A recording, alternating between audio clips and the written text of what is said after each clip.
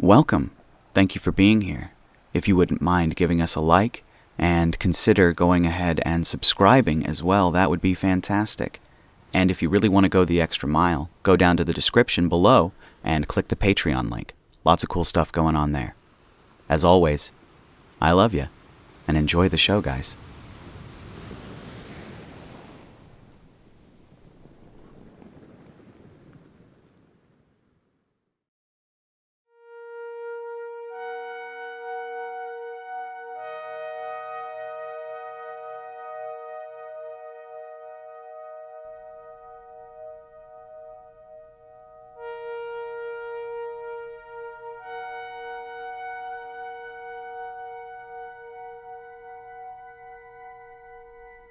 Chrysalis, a story by user BeaverFur. Chapter 15. The sky level of the Niaton Prime's arcologies was a city over the city, a second urban layer suspended above the wispy clouds, a collection of expansive terraces, lush gardens, and broad walkways, all of them wrapped by the shimmering purple breaker fields that deflected the strong cold winds always present at such heights, particularly at night. Dalcott was on one of those terraces now, an artificial esplanade bathed in the bright blue and yellow lights of the 100 automated vid cameras that fluttered all over the crowd. Their small spherical bodies zipping here and there, pausing for a few seconds at a time when they detected anything interesting enough to record. A conversation, maybe.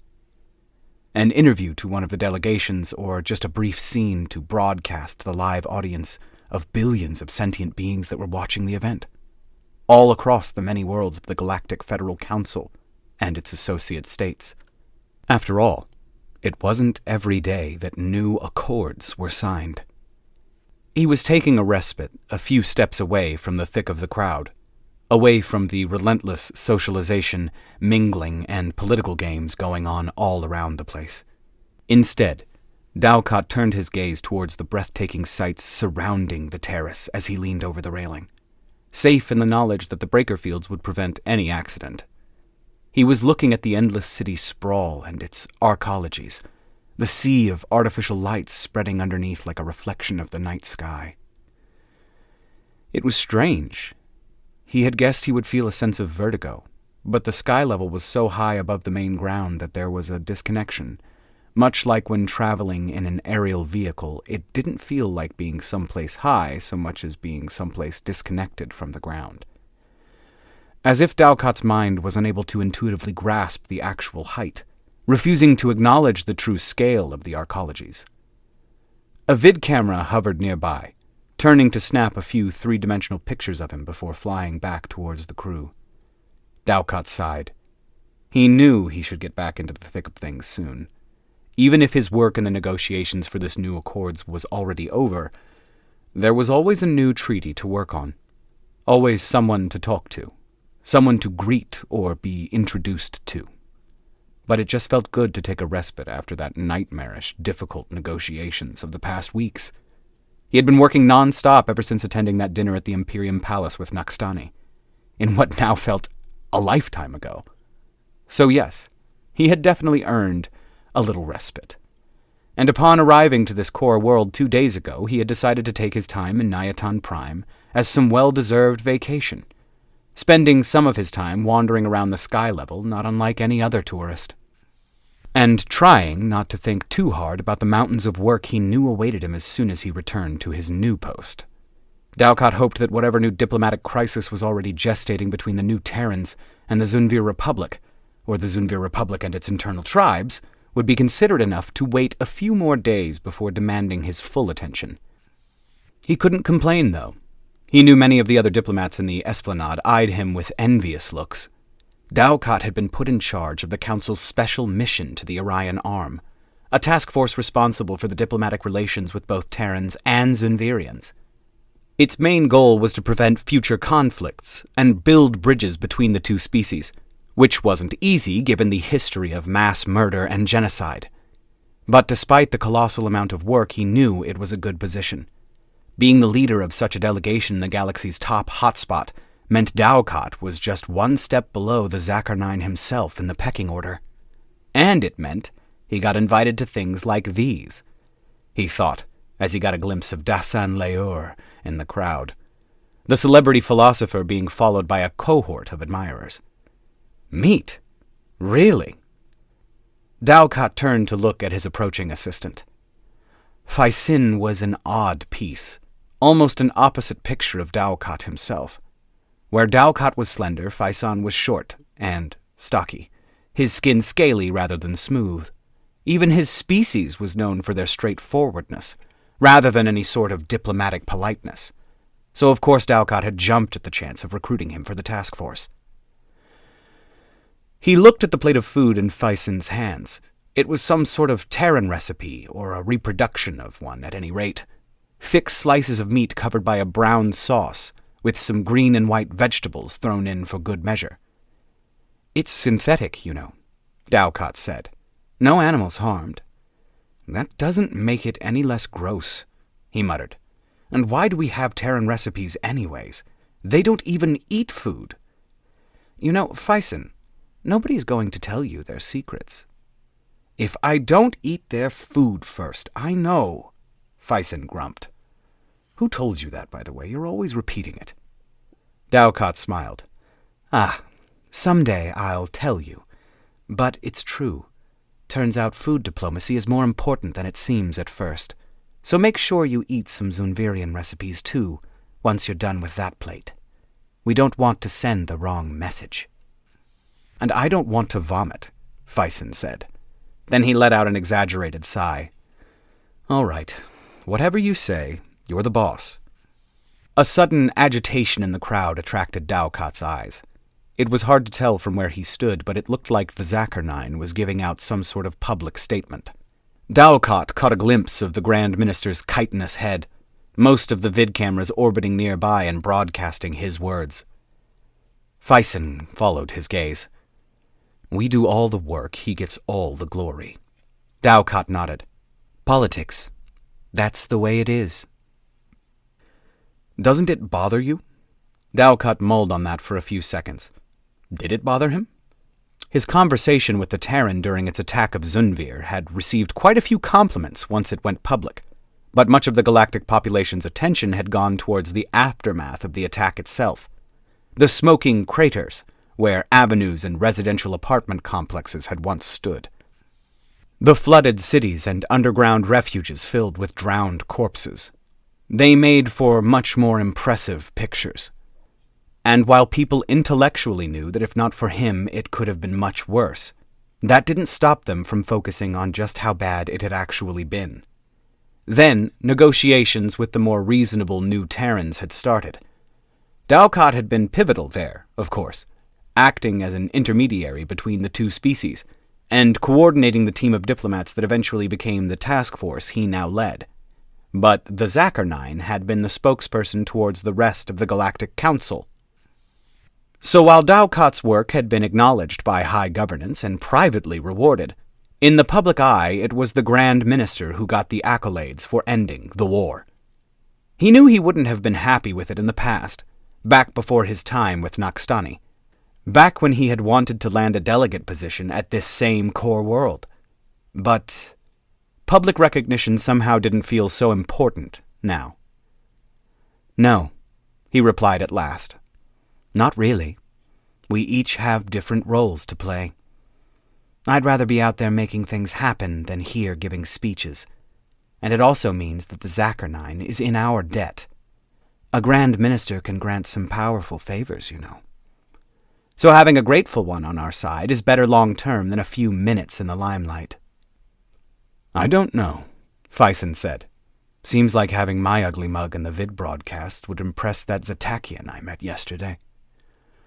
Dalcott blinked. I thought you already had a partner of your own species, Faisin. He took a bite off his place. Yeah. Didn't say I was going to marry her too, did I? Dalcott smirked.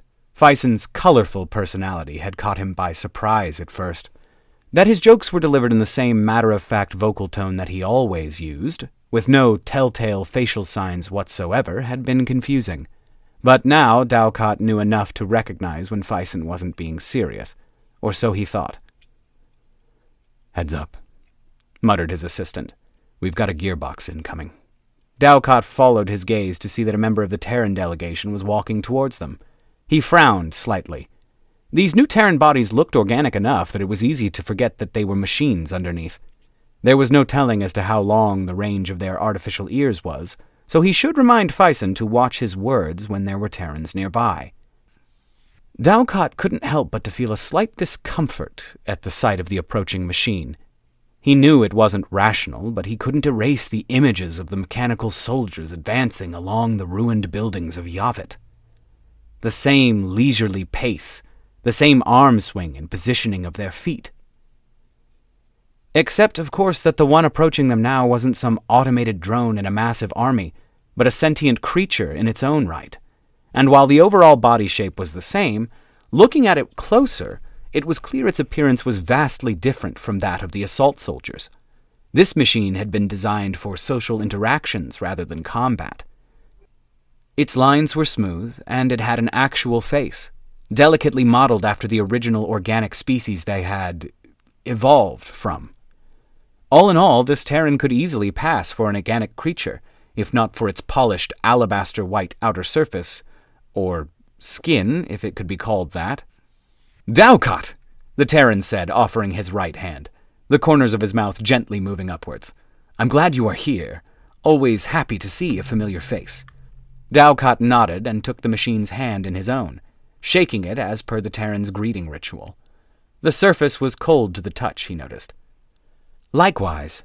Dalcott turned towards Fison. This is my assistant." "Fison, right?" the Terran said. "I've heard of you, of course. It's nice to finally meet you in the flesh, too. Or in the carbon fiber and polyelectrolyte polymers, in my case. I'm Thomas. Just that. I was lucky enough to be in the first generation, so I don't need to worry about last names." Fison greeted the machine, shaking his hand just like Dalcott had done. The Terran glanced towards the food plate in the assistant's left hand. "Roast duck, right? Do you like it?" Fison shot a quick glance at Dalcott before replying with enthusiasm and a broad smile. I can tell you I have never tasted anything quite like it." Thomas nodded, and Dalcott let out a soft breath. Fison could be a wild card at times, but apparently he had enough common sense to control those impulses when he needed to, after all. "And isn't that strange," Thomas was saying, "that you guys get to taste human food even before we do? We've had some developments in making artificial taste sensors, but fine-tuning them is more complicated than it seemed at first." Dalcott nodded, and listened with an absent mind as Fison and Thomas went over the merits of Terran cuisine. All things considered, he was lucky both the Terrans and Zunvirians had agreed to sign these accords, recognizing each other's right to exist, establishing formal borders and agreeing to a ceasefire. But it was clear this was just a first step, and the conflict was still far from over. Now, Dalcott's team would need to set out to untangling the mess of crossed accusations and demands for reparations. On the one hand, the Terrans might have stopped their aggression, but they had also refused to cede any of their conquered systems or to de-escalate their gargantuan military forces, pushing instead for harsher official sanctions to the Zunvir Republic in response to Earth's destruction. And Dalcott was well aware that, even though most of these new Terrans supported a peaceful resolution, there was also a small but loud faction among them that would rather resume the war of extermination started by their progenitor. On the other hand, the Zunvir Republic demanded reparations of their own for the attacks against their colonies and the grievous damage done to their capital world. The fragments from the massive starship had caused millions of casualties when they impacted the planet, and a deep environmental damage that was hard to quantify. All things considered, though, it looked like the Zunvir capital would still recover faster than Anasak's Farvan, even if the direct loss of life had been greater. Both the communication and transport systems had survived, unlike in the case of the industrial world. That these new Terrans, such as Thomas, hadn't had any willing role in those attacks didn't seem to faze the Zunvirians, though. Hate and distrust towards the new species was on the rise among the Zunvir Republic's population, and many victims of the attack reclaimed some sort of retribution. It was a never-ending cycle, Dalcott thought. The pain proverb all over again. He knew it wouldn't take long for a new crisis to ignite, so it was essential that new treaties and agreements were firmly in place before that could happen, tying both species' interests together and to those of the Council so that rekindling a military conflict would be seen as the wrong move by all parties. He was betting for some sort of compromise, having both species meet midway. The first step would be convincing the Zunvir Republic to agree to a complete or partial demilitarization as a sanction for their past actions. It shouldn't be too hard, given that their fleet had already been decimated, and that they wouldn't be in a position to remilitarize for at least a few years. They were already trusting the Council's fleets to protect them, so it would amount to having that new reality written down as part of the treaty. Applying a similar sanction to the Terrans was out of the question, of course. Given their past, the new species would never agree to any sort of reduction of their defense forces. But Dalcott thought that having them show some goodwill towards the Zunvirians might suffice. Maybe they could use their drones to clean up the field of debris around Anasax Farven, clearing the way for the freighters to deliver the food the planet desperately needed. It wasn't easy, but Dalcott knew he still had some time before his work would be put to the test. Thankfully, both species seemed more focused on the reconstruction of their respective societies than outwards aggression, at least for the time being. The Zunvirians in particular were simply unable to engage in any new military conflicts or expansionist behavior. It was something Dalcott was grateful for, because otherwise he knew the tribes loyal to the Zunvir Republic's government would have already engaged in civil war as a response to the Anasax tribe's defection, but lacking the means to fight, and with most of the population too tired of war and destruction, they were forced to talk to one another and find some diplomatic solution to the internal fracture. All things considered, the truth was Dalcott liked dealing with the Terrans better. Unlike the Zunvirians and their fatalisms, the Terrans were not naive, but optimistic, their outlook firmly placed in the future rather than in the past, even though they could also be stubborn and unyielding at times. But at any rate, they seemed willing to work with the Council in ensuring the negotiations were fair, even when trying to push for their own agenda. It was all Dalcott could ask for, after all. Thomas leaned over the railing, gazing at the city and the arcologies. "I must say, this is quite the impressive place," he commented. "See anything you'd want to replicate for Tau Ceti?" asked Dalcott, smiling. A few weeks ago, he had the chance to pay a visit to the orbital habitat that the Terrans had turned into their de facto capital city. He hadn't been sure what to expect exactly. Maybe a large, starship-like maze of rooms and corridors? But no. The habitat felt like a city. A city still under construction, perhaps, but a city nonetheless. A roofed, dense grid of streets and avenues, complete with unfinished parks, open areas, and congested traffic. Thousands of automated drones and transports crawling and flying all over the place. And that was only the habitable part of the enormous structure. He knew most of it was devoted to industry and resource processing. It was hard for his mind to grasp the true extents of the factories, hangars, warehouses, and assembly lines extending in all three cardinal directions. Thomas snorted. Like they'd listen to me. No, I'm afraid Tau Ceti's Orbimax has fallen prey to the hands of the all-powerful engineering consortium. A lost battle for mere mundanes like me, if ever there was one. Last I heard, they are proposing a 2-centuries-long plan to turn it into some sort of megastructure, spanning the entire asteroid belt around the star. Never mind that we hardly need that much space. A ring world, I think it's called.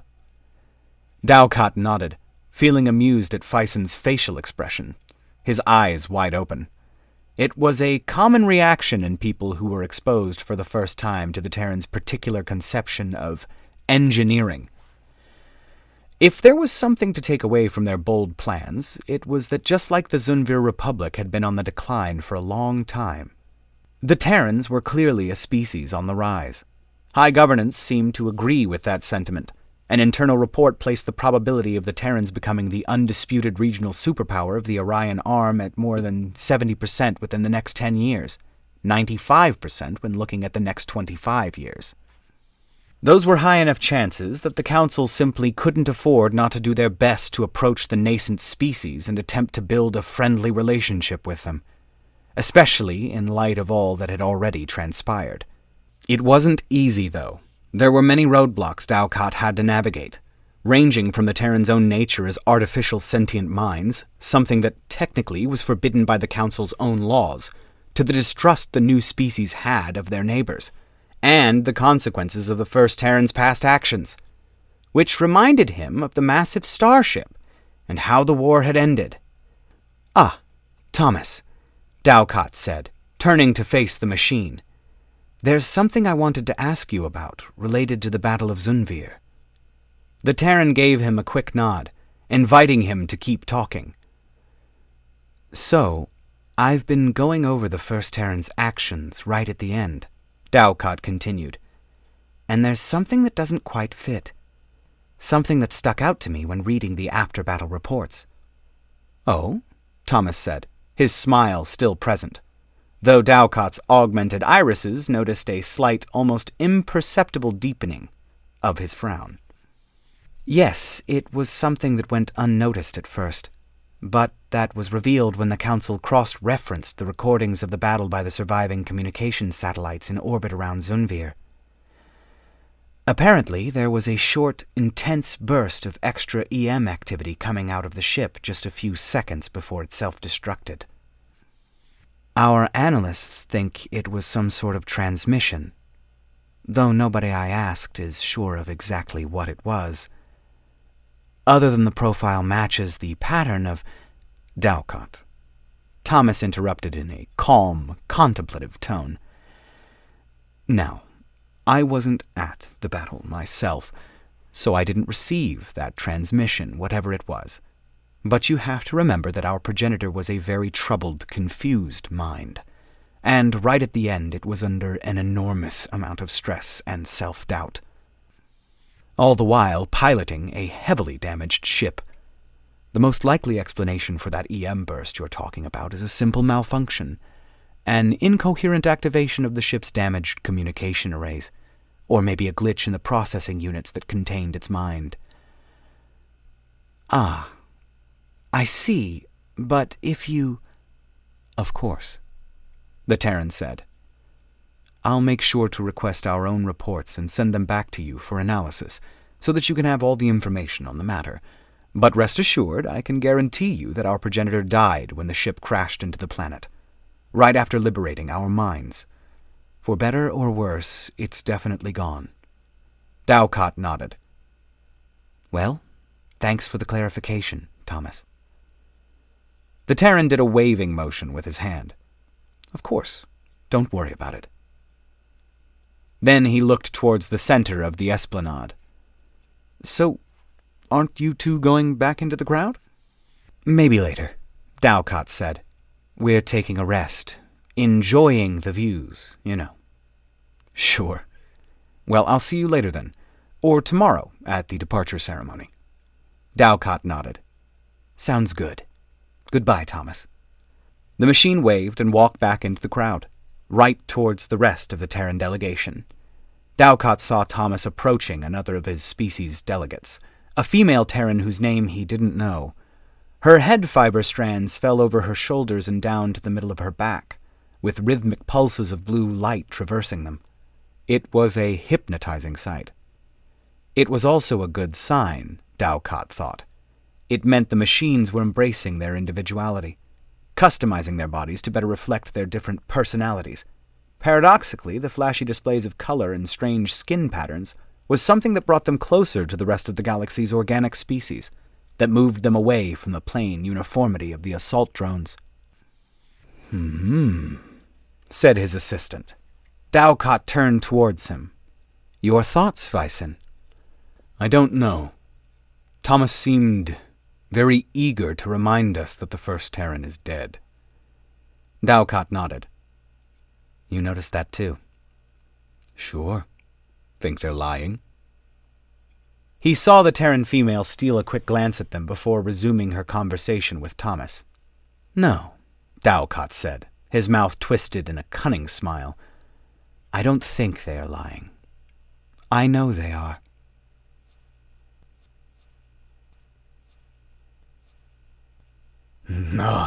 God, this is such a good story. I really, really should have read this sooner. All right, guys, thank you so much for being with me here today. Thank you for sticking around.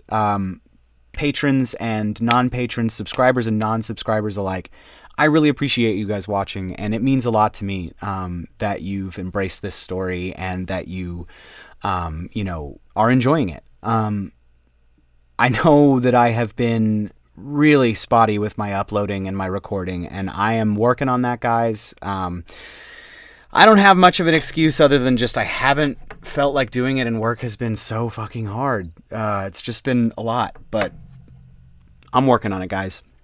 I'm trying. This is a 30-minute recording session that I did, and I'm going to try to do this every weekday, at least.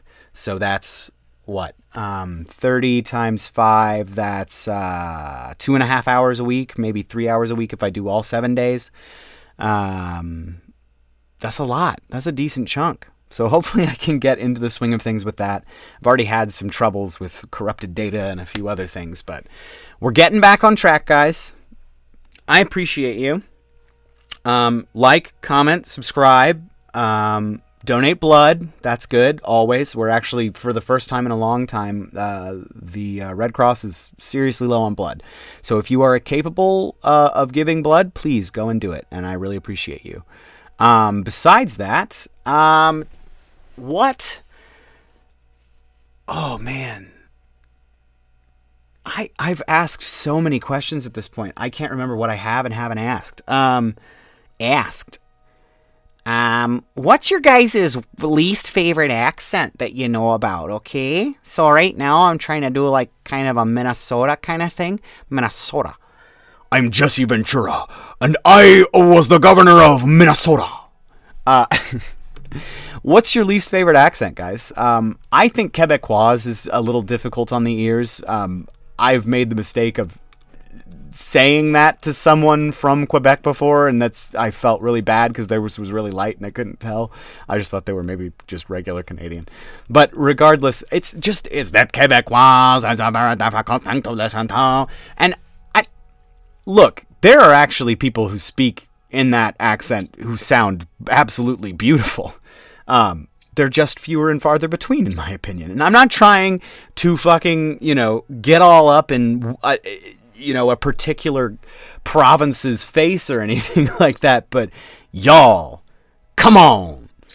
America has some of those accents too, like fucking Chicago. God, Chicago gets on my fucking nerves sometimes. But again, I'm not saying they're bad people. I'm not putting any of them down.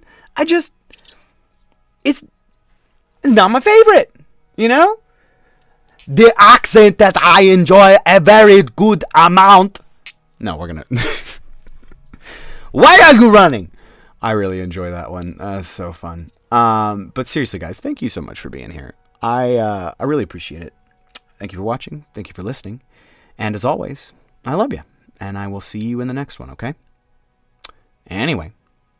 Oh, right, Patreon. Go to the Patreon stuff. Things. Goals. Anyway, guys, again, I will see you in the next one, all right? Bye, y'all.